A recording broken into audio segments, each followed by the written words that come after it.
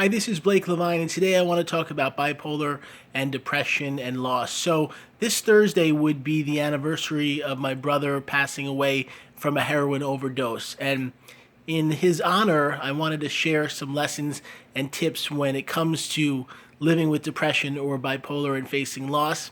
And just this week, I found out that one of my brother's childhood best friends passed away, and he was so young and had a family and was a very amazing person, at least when I knew him as a young boy.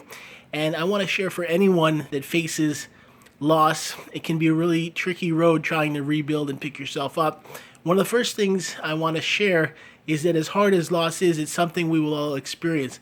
A sad part of life is that we will all one day no longer be here. And part of the solace I take in the passing of my brother is that he really lived.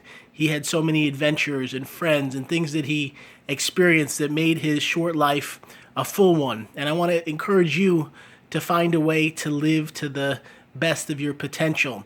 If you have a book in you, write it. If you have a movie you want to make, go and make it. If you want to travel, find a way to visit different areas. If you want to try a new career, go for it. If you have a dream or a goal, try to experience it, because this life we have is unknown. Each day we get is a gift.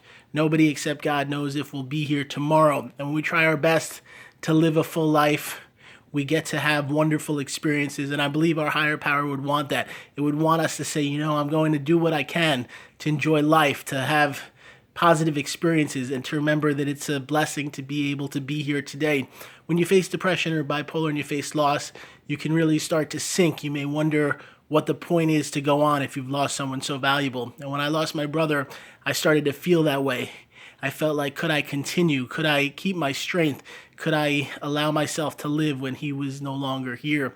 And during that time, I started to get sober. I used to drink alcohol, and I chose to quit after he died because I realized to numb myself from his loss and the pain by drinking or getting high, it would just make things harder and harder, and I feared I would sink too much and never rebuild. It's been a couple of years since he died, and I haven't had a drink in all that time, and I learned that it takes courage and energy to get through something as hard as losing your brother.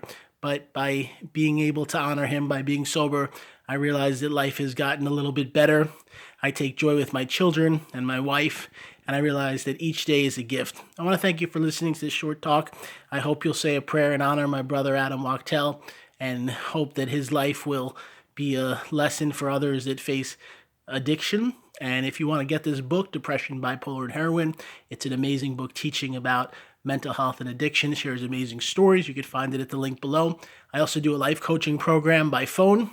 You can learn about it on my websites below, bipolaronline.com and blakelevinecoaching.com. Thank you so much.